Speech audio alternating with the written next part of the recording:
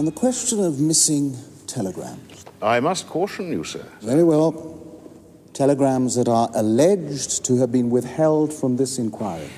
Mr. Labouchere, the business of this inquiry is to assess the evidence, not to indulge in gossip.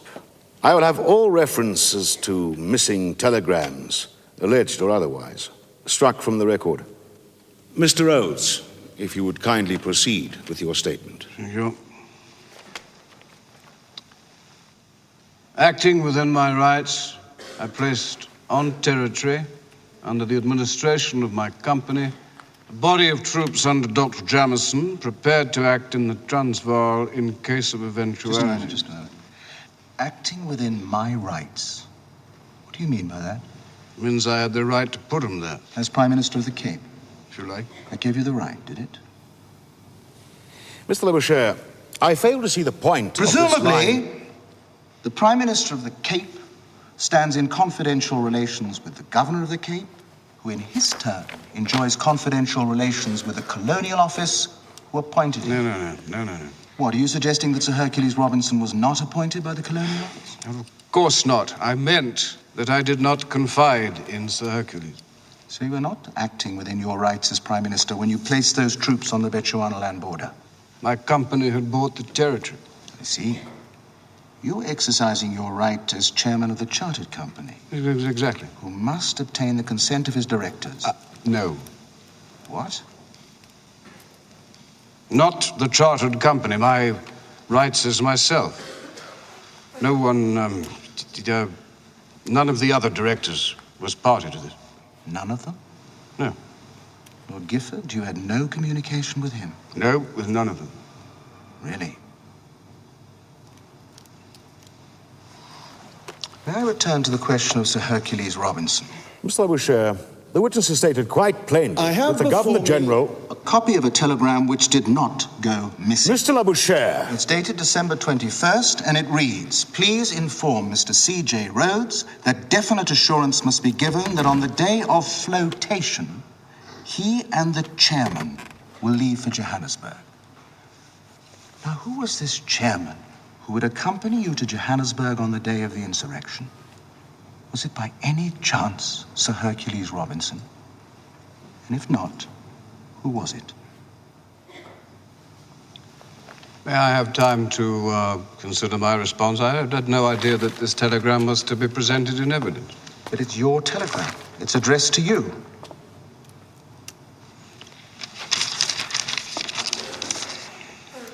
Addressed to my company, chartered Cape Town. Please inform Mr. C.J. Rhodes. It's stated. It's for you.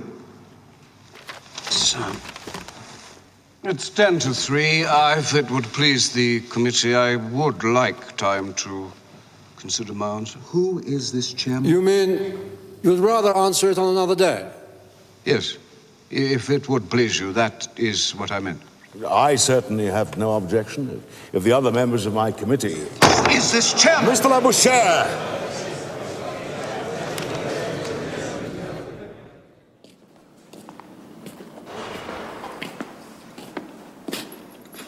Well, this is a turn-up.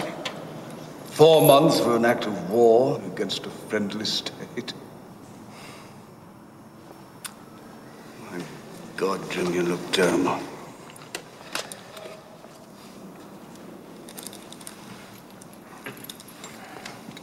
What's the matter? It's a public inquiry. Everything's coming into the open. Your chums won't be able to keep the ring much longer. Public fiddlesticks. It's theatre. It's pure theatre, and everybody's playing a part, just as you're playing a part at the very last scene. The denouement. Her Majesty's government, blameless. The Colonial Office, blameless. The Times, blameless. My fellow directors, blameless. Chartered keeps Rhodesia, and you and I get a smack on the bottom. And Labouchere? Men like him are a sort of public penance. A stone in the shoe. Something deliberately nasty and uncomfortable to remind the British public that they're really jolly, pious fellows with the highest ideals of liberty and free speech, but they don't wear the stone next to their hearts. That's where you are, Jim. Close to the heart of the British public. You're a hero. Believe me, next time we move against the Transvaal, it'll be out in the open and with the whole of Britain behind us. So don't tell me the show's over, because I'm just getting into my stride, and I'm taking you with me. Barotseland. 650,000 square miles north of the Zambezi. I have the rights, scraps of paper, and my railway, till it straddles the continent from Cape to Cairo. But scholarships! I haven't told you about the scholarships. Immortality, Jim. So my ideals may live after me from generation to generation. And the Parliament? Cape Parliament? I'm forming a new party to fight the next election. Rhodes, you can't hope to... I can. I will. And I'll be back as PM. You've lost the Cape Boers forever. They won't touch you. No, but the blacks will. The blacks? Yes. My party will be called the Progressive Party. Rhodes, for 15 years, you fought and fought to get the blacks off the electoral roll. Equal rights, yes, but for white men. No. Equal rights for civilized men. I shall fight under that slogan. And what, in the name of God, is a civilized man? Well, he's some man, whether white or black, who has sufficient education to write his own name, has some property, or works. In fact, isn't a loafer.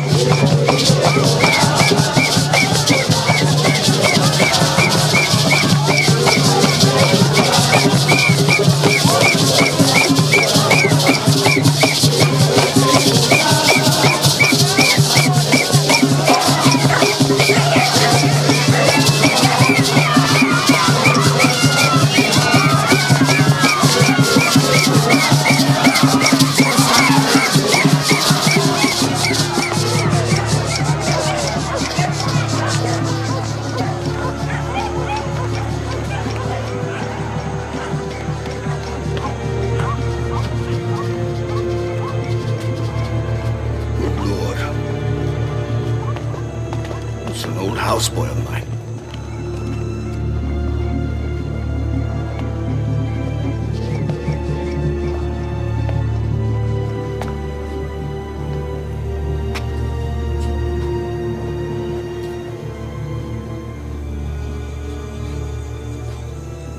How are you, Christmas?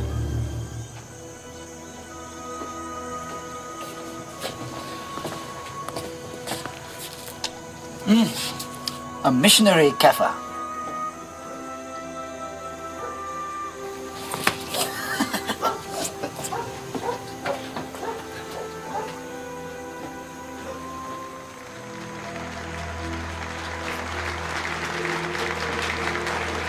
We human atoms may divide this great continent, but nature does not. And the Almighty does not. And by the laws of God and nature, men like Kruger will be swept aside.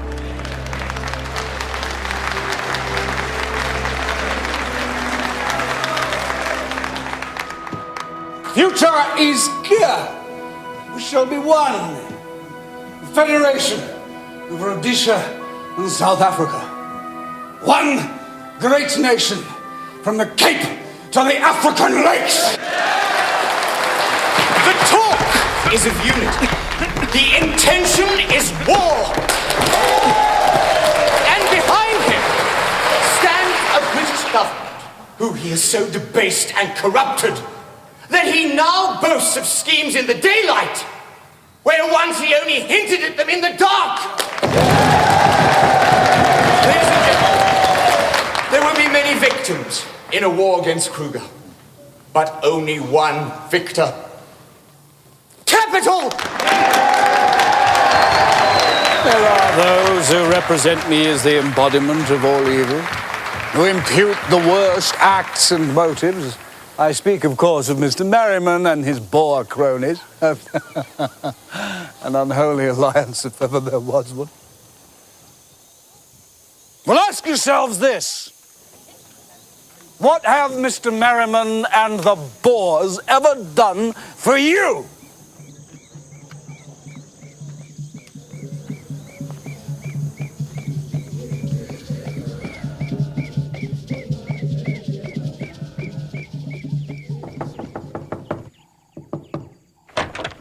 Miss Rhodes? You beat us? It's by only 1 seat, sir. He'd like to see you. He's here, sir, in the drawing room.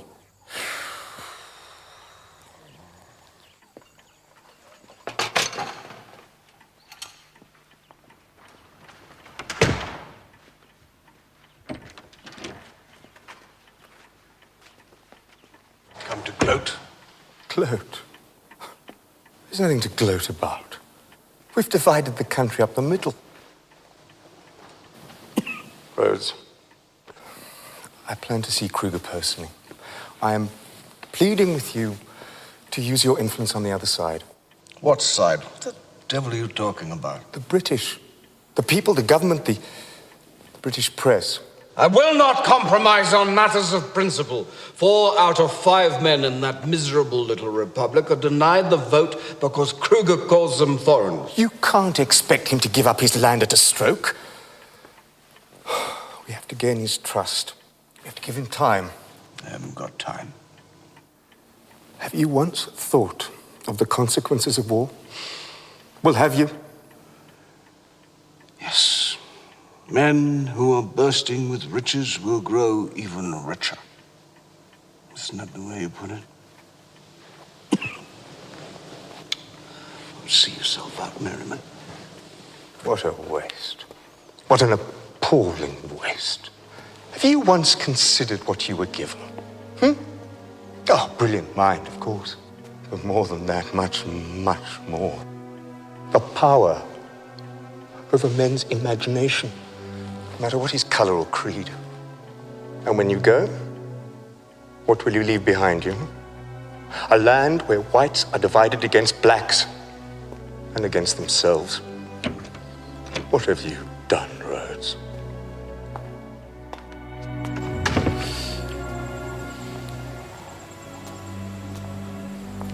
Bloody woman, what the blazes is she doing here? Madam, you will leave my property at once, or I'll have you arrested for trespassing. Mr. Rhodes, please may we talk privately? No, I have nothing to say to you. Very well. Then you should know that certain stolen documents have recently fallen into my hands. Documents that could seriously compromise persons in high positions in this country and in England. What documents? Telegrams. Well, the recipient's and author's name? Oh, yes. And such curious names. Zebra Wood, Zalvar, the chairman.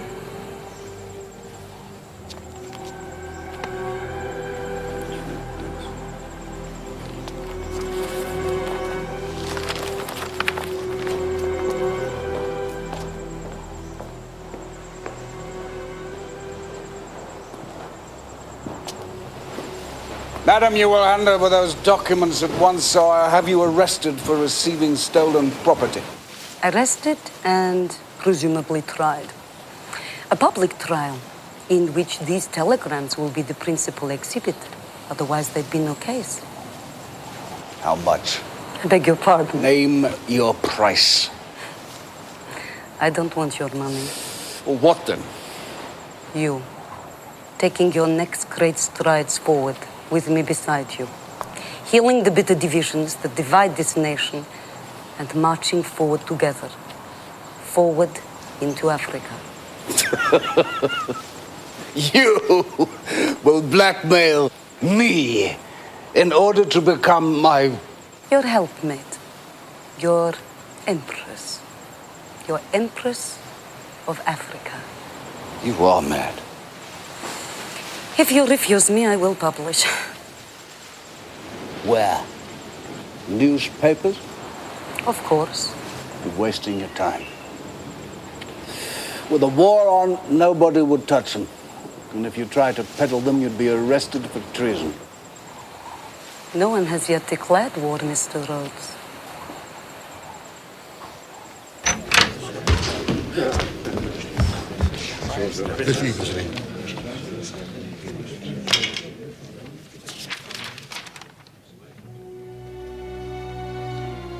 Dis ultimatum van die Engelse government.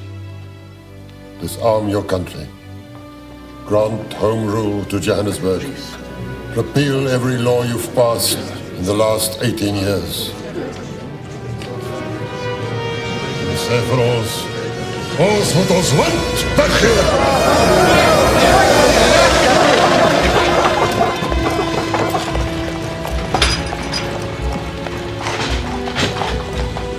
Your pass, sir? Yours too, sir. Sir, your pass. This is a military zone. Officer, don't you realize who you're speaking to? I'm sorry, sir, but no one may enter De Beers without a pass.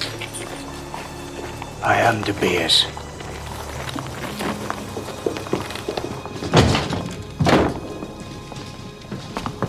Mr. Rhodes.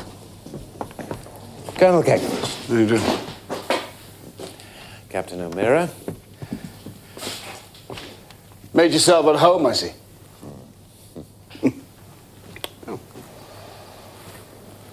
Well, Colonel, been taking a look at some of your defenses.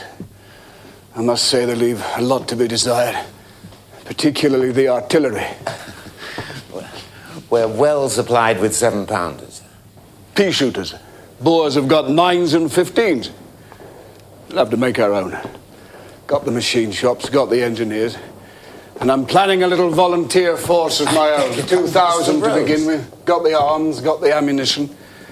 Left over from an earlier caper. Mr. Rhodes, I must ask you to consider very carefully whether you were wise to return to Kimberley. What? Now, if you'll take my advice, sir, you'll go back to Cape Town while you still have the chance.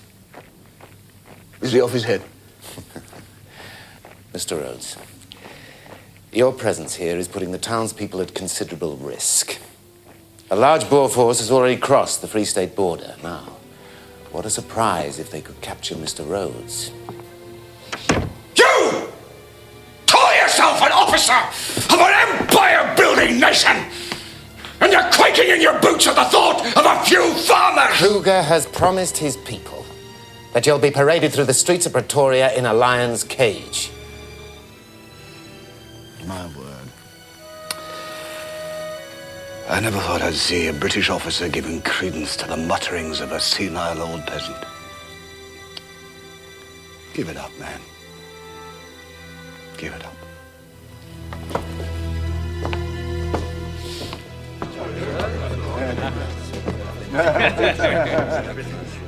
Very good.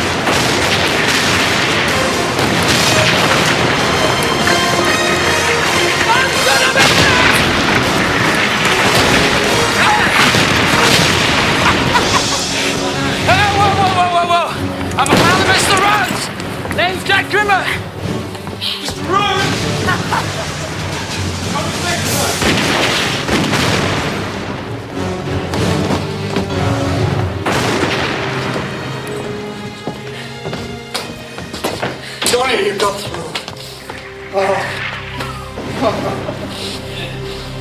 Oh, God, am I glad to see you, boy. Sit down. I'll get you something to eat, Boss John. Yeah, this is, of course. What's the news? Did you hear about Ladysmith? No, nothing's getting through. Totally surrounded with poor old Dr. Jim in the middle. Jim will fight his way out. Don't you worry about it. What good will it do him? The Boers are everywhere. It's a complete balls up. The British Army's getting thrashed. 18th Hussars surrendered to a man, and then the Boers walked into Dundee without a scrap. And 3 months' worth of arms and grub waiting for them when they get there, courtesy of the British Army. The Boers will reach the coast by Christmas. Unbelievable. God knows when you'll get any help here. If I was you, I would dig in for a very long wait.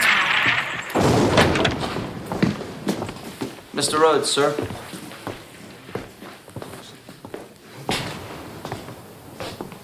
How dare you issue me with a summons?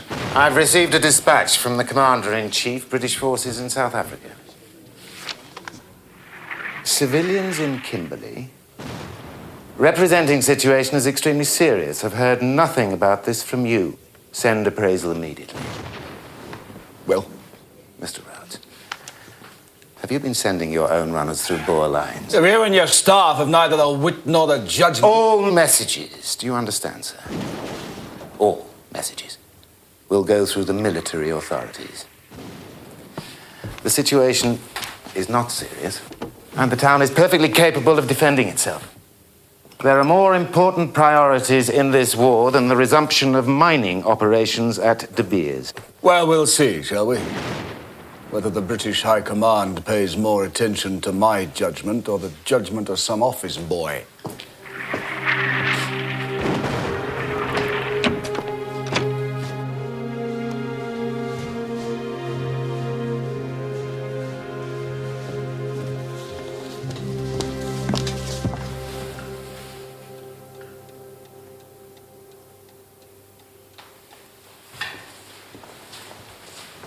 Get out.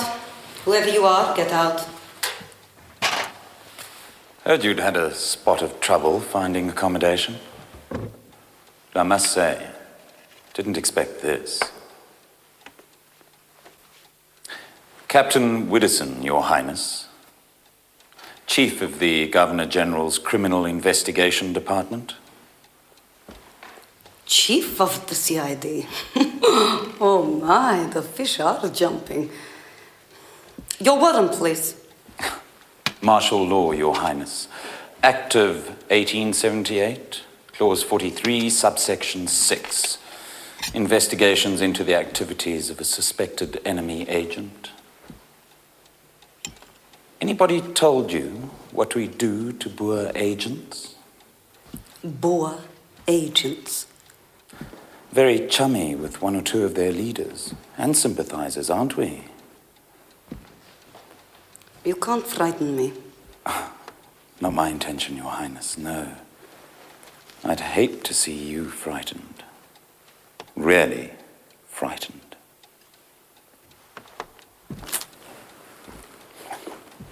Now, what I'd like is to see you back at the Mount Nelson. Heroes welcome, reception at Government House, tidy little reward. I'm serious. It's in my power. If I get those papers. What papers? You know what I want. Telegrams? I'm sorry, I don't have them. Then where are they? Lodged with the Russian consul. In a sealed envelope, of course, but marked with clear instructions as to their use and distribution should anything untoward occur. But there might be a way to force my hand. Arrest me. Then you would have the legal right to subpoena those telegrams and use them as material evidence against me in a trial. A public trial. An open trial. Military offences aren't tried in an open court, Your Highness. Oh, then nothing would be gained by my arrest. Except, of course, some unwelcome initiatives on part of the Russian consul. Don't count on that. But you've made it perfectly clear. In order to achieve an open trial, I have to commit a civil offense. So that's it, Mr. Widdowson. To get what I want, I shall have to turn to crime.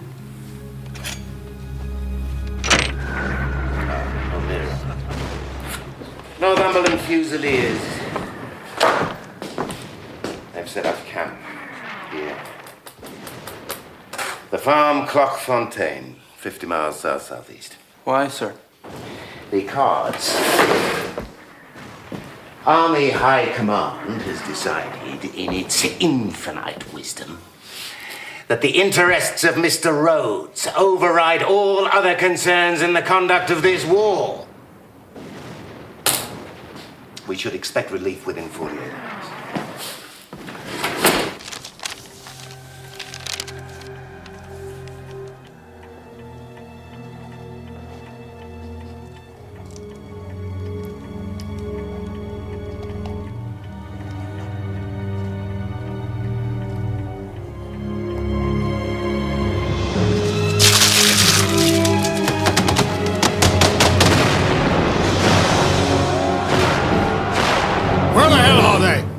Nothing from them since Clochfontaine.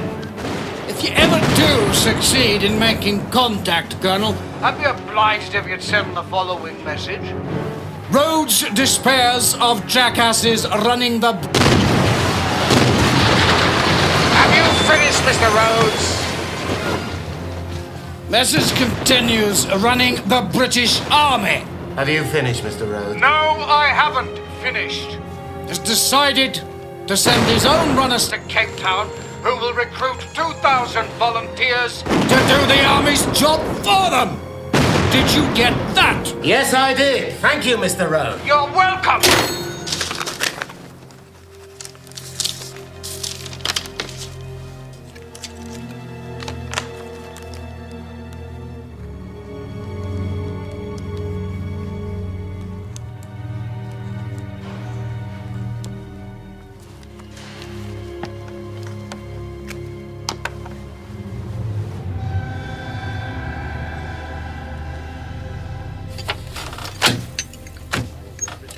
8,000 men running like a lot of bloody sheep. We went back, sir. 4 times. But the Boers pinned us down. They were in trenches, sir. And we were on this great plain. No cover, no water, in all that heat. And the ants. Eaten alive by ants. But you daren't move, because the moment you did, the machine gunners picked you out. What a depressing mission, eh? Thank you.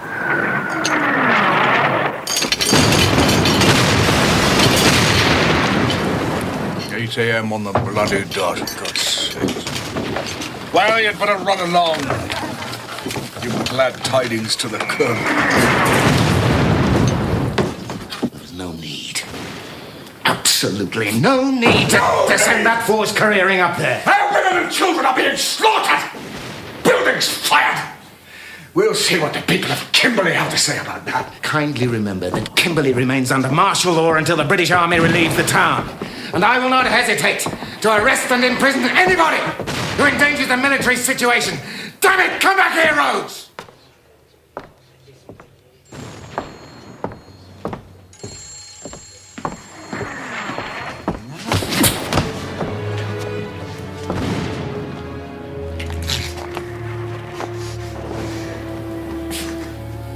You disgust me, sir. You disgust me. Egotism and greed. Monstrous greed hiding behind a thin mask of patriotism.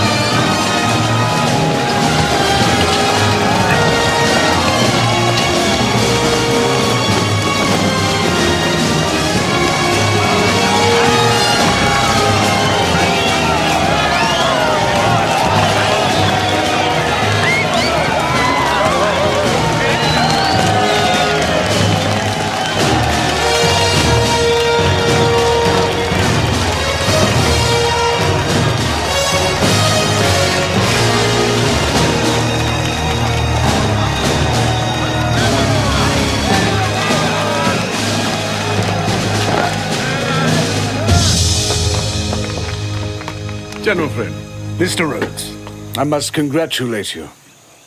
Though I hardly expected the British Army to be held at bay for 4 months by a handful of peasants. Her Majesty's government and Her Majesty's subjects are keenly aware of what you've had to endure. Ah, yes. We are women and children. Still, we have the proud satisfaction of knowing that we have done our best to preserve the greatest commercial asset in the world. Her Majesty's flag. You're coming, General. You must be thirsty. £1,000. Repairable by January the 31st. And what do you propose to offer by way of security? In the unlikely event that I am unable to repay the debt, you shall have this as a personal guarantee. Mr. Rhodes. How do I know the signature's genuine? Oh, that is a very ungracious question, sir. But if you don't trust me, I suggest you have it verified at his bank. You wouldn't object? I'd be delighted.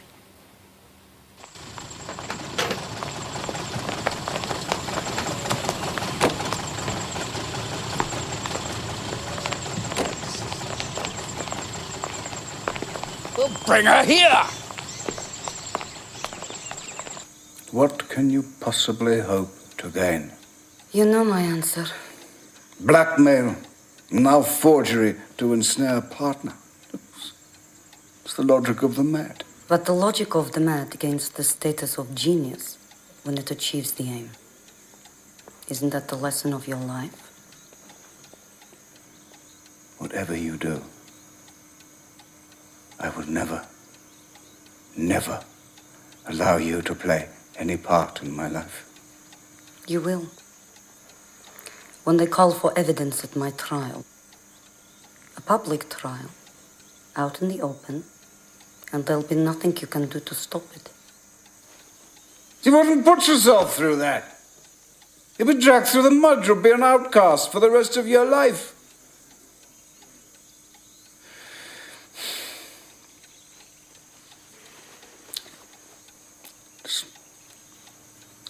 You're overwrought. Too many pressures. I understand. I'm still willing to pay your passage back to England and a lump sum.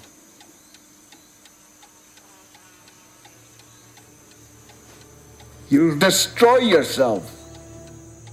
No. If that is the course you wish to pursue, then rather say, we will destroy each other.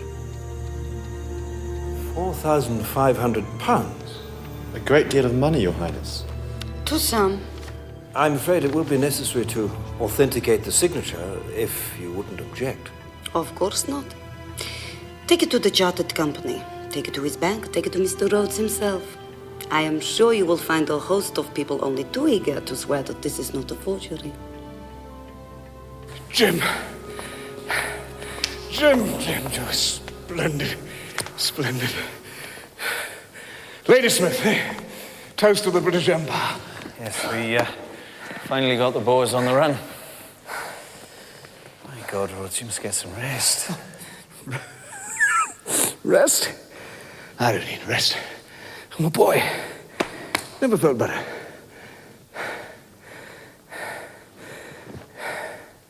Need a private word, Jim. Hit her. Hit her with everything you've got. No. It's precisely what she wants. A court case, publicity. I can't do that. How much has she cashed? 24,000. 24? It's nothing, Jim. It's nothing. Compared to the risks involved. You can't let her get away with this. Oh, nothing rash, Jim, please. Nothing rash. You must do something. A forgery? That is a monstrous allegation. Was it his bank? Didn't you see yesterday's Argus? I don't bother with local papers. This announcement appears on the front page. It is headed, Mr. Rhodes, a warning, his signature forged. Go on. We understand attempts have been made to negotiate certain promissory notes purporting to have been endorsed by Mr. Cecil Rhodes. We are requested to say that if any such instruments are in circulation, they are forgeries. And who is credited with this announcement? No name is given, but as I'm sure you are aware, Mr. Rhodes is the proprietor of the Argus. We took the precaution of speaking to the editor. Who left you in no doubt that Mr. Rhodes himself authorized this calumny? No doubt at all. Very well. I shall issue a summons. I shall take him to court where he will be sued for gross deception and the public humiliation of a woman who has fought his battles and been his friend. Shouldn't have done it, Jim. Shouldn't have done it. She had to be stopped. You gave her an opening with your damned advertisement. Can't stop her now. Of course you can. Go the whole way. Prosecute her for forgery. Hit her so hard she reels. Can't you see? This is exactly what she wants. A court case. It's an opportunity to present the telegrams. She won't get it. Inadmissible evidence. The case turns on forgery. We're not hitting her for theft. It's too risky. You don't have to respond to that summons. Not in your condition. All it needs is a letter from Jim. You must strike now. Only weakens your case if you dither. For God's sake, man. You're his doctor.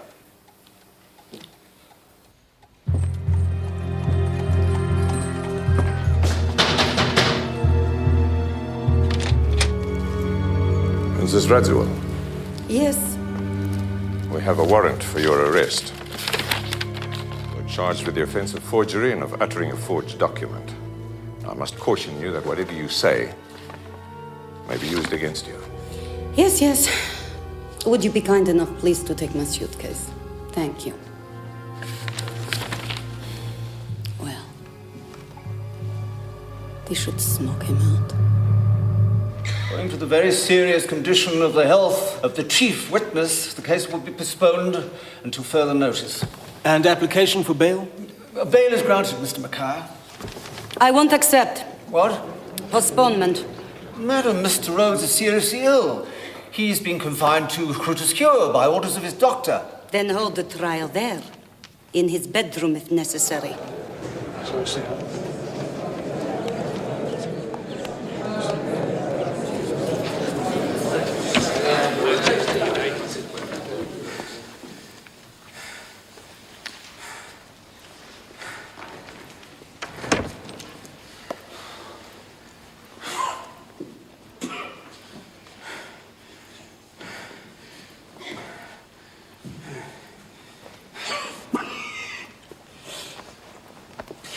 Mr. Rhodes, are you prepared to take the oath?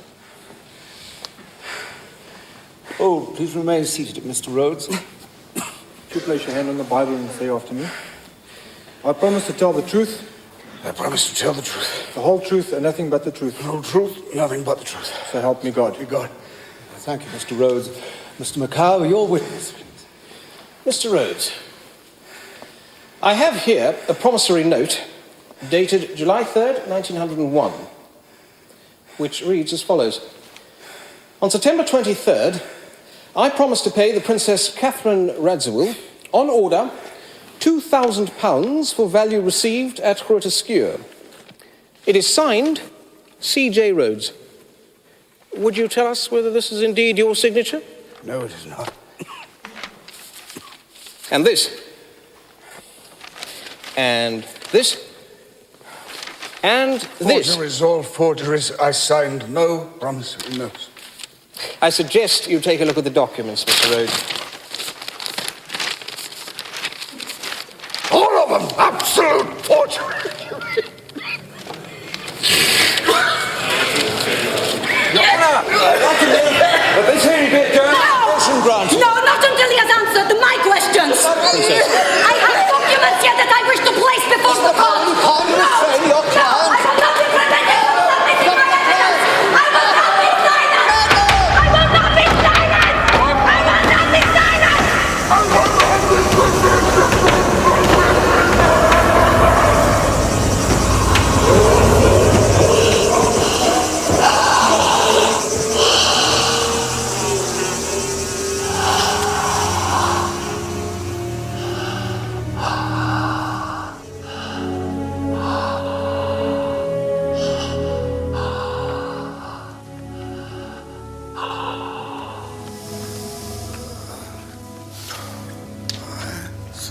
Please.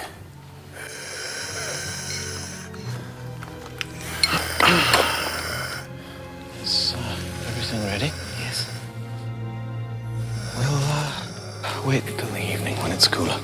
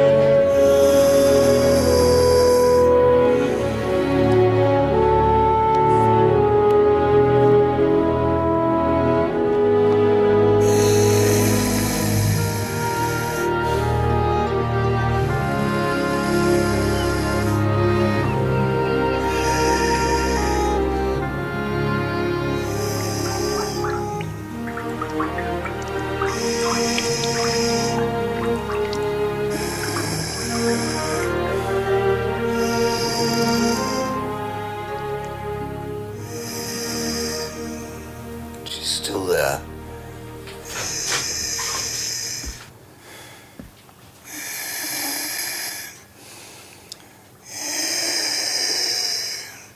Yes.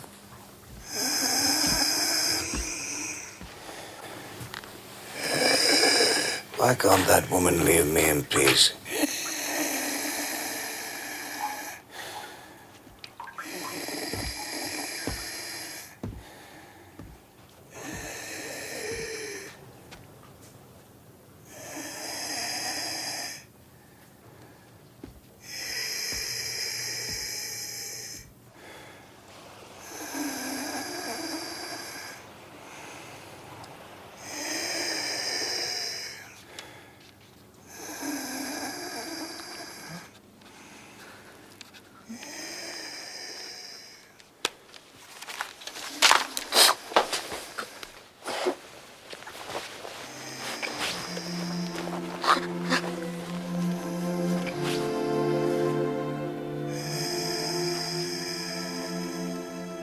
Hand me over, Jack.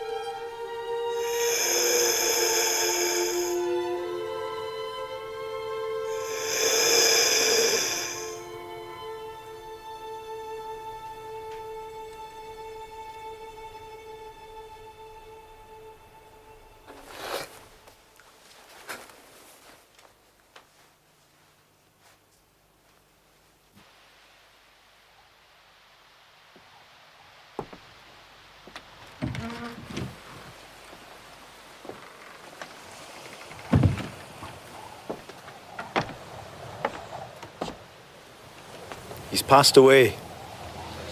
What were his last words, Doctor?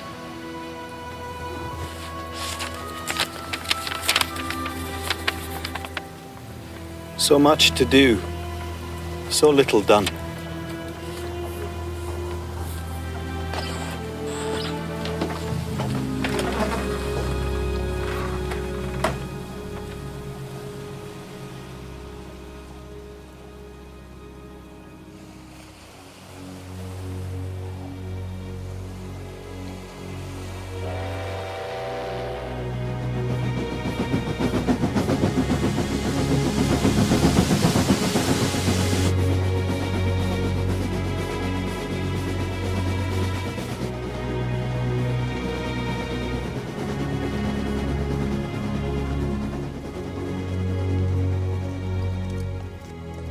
The Boer War continued for 2 months after Rhodes' death.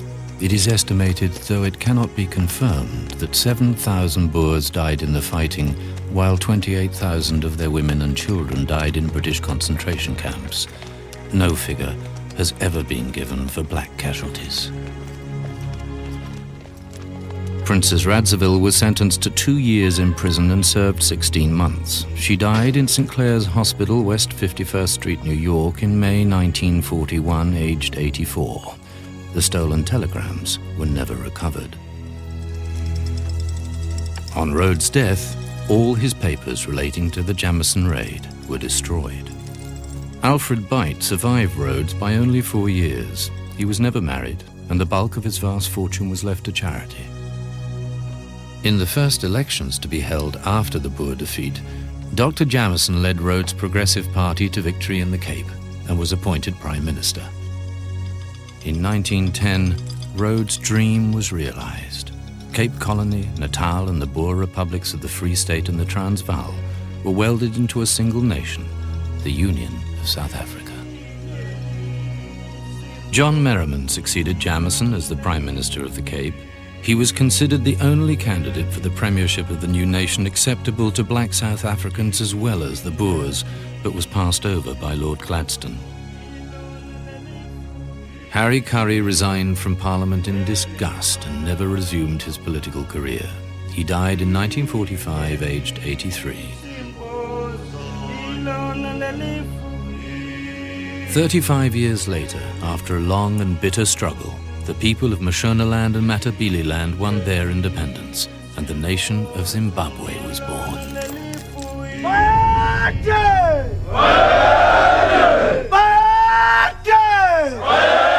In 1994, Nelson Mandela became the first democratically elected president of a non-racial South Africa. He was also the first head of state not to reside in Groote Schuur, the home that Rhodes had created for himself at the foot of Table Mountain.